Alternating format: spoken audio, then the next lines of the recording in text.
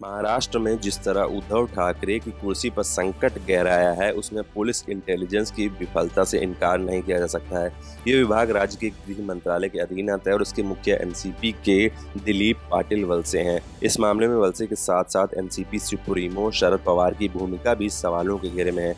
बड़ा सवाल यही है कि ऐसा कैसे हुआ कि शिवसेना के बागी नेता एकनाथ शिंदे एक साथ 36 विधायकों को अपने साथ मुंबई से सूरत ले गए और किसी को कानो कान भनक तक नहीं लगी। अगर उद्धव को उस समय रहते इसका पता चल गया होता तो वो भी राजस्थान के सीएम अशोक गहलोत की तरह बाड़ेबंदी करके अपनी सत्ता सुरक्षित करने की ओर जुगत करते। पिछले 8 साल में अशोक गहलोत ही एकमात्र ऐसे नेता रहे हैं जिन्होंने तख्ता पलट की कार्रवाई को विफल कर दिया था।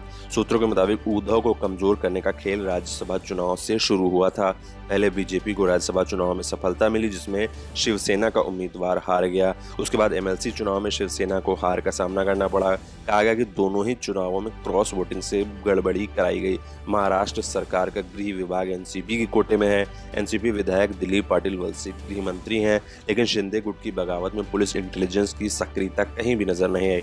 यहाँ तक कि बगावत के एक दिन बाद भी कुछ विधायक गुवाहाटी पहुंचे, उन्हें भी रोकने की कोशिश नहीं हुई। हालांकि शरद पवार ने इस मुद्दे पर गृह मंत्री दिलीप पाटिल वलसे से नाराजगी जाहिर की है। सियासी संकट के बीच एनसीपी चीफ शरद पवार ने बुधवार को उद्धव ठाकरे से मुलाकात की। इसके बाद उन्होंने बागी गुट के नेता एकनाथ शिंदे को सीएम बनाने का बयान दे दिया। सवाल यह है कि पवार ने ऐसा आखिर क्यों कहा? क्या पूरे प्लान के बारे में पहले से ही पवार को पता था? सियासी जानकारों का कहना है कि एनसीपी के 2 मंत्री नवाब मलिक और अनिल देशमुख जेल में हैं। ऐसे में अपने मंत्रियों को बचाने के लिए एनसीपी बीजेपी के साथ गुप्त समझौता भी कर सकती है। ऐसे में टूट-फूट से शिवसेना कमजोर होगी, इसका भविष्य में एनसीपी को फायदा मिल सकता है।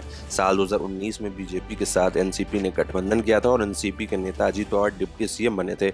उस दौरान बीजेपी ने एनसीपी विधायकों को तोड़ने की कोशिश की थी, जिस पर पवार के बीच बचाव करके 3 दिन में समाधान निकाल दिया था। लेकिन इस बार वो ज्यादा सक्रिय नजर नहीं आ रहे हैं। ऐसा क्यों है कि अपनी ही सरकार बचाने में उनकी दिलचस्पी नजर नहीं आ रही है? पीएम नरेंद्र मोदी और एनसीपी प्रमुख शरद पवार के बीच दोस्ती जग जाहिर है। केंद्र की ओर से पवार को पद्म भूषण सम्मान भी दिया जा चुका है। 9 मार्च 2020 को ज्योतिरादित्य सिंधिया समर्थक करीब 22 विधायक अचानक एमपी से लापता हो गए थे। अगले दिन ये विधायक बेंगलुरु के 5 स्टार होटल में मिले। उस दौरान भी कहा गया कि इंटेलिजेंस विभाग ने कमलनाथ सरकार को प्रॉपर इनपुट नहीं दिया था। बगावत करने वाले विधायकों में 6 मंत्री भी शामिल थे। नाराज सिंधिया को मनाने के लिए कांग्रेस ने उनके दोस्तों का सहारा लिया। मिलिंद देवड़ा और सचिन पायलट को इसकी जिम्मेदारी दी गई, लेकिन सिंधिया किसी से नहीं मिले। विधायकों को मनाने के लिए दिग्विजय सिंह भी बेंगलुरु गए, लेकिन फायदा नहीं हुआ और कमलनाथ की सरकार गिर गई। राजस्थान सरकार में जुलाई 2020 में बगावत हुई, इसकी सूचना सीएम गहलोत को पहले ही लग गई थी। बागी विधायकों ने जैसे ही राजस्थान की सीमा पार करने की तैयारी शुरू की, राजस्थान पुलिस एक विधायक को घर से उठाकर बाड़ेबंदी में ले गई। आरोप लगा कि सरकार बचाने के लिए हर संदिग्ध के फोन टेप कराए गए।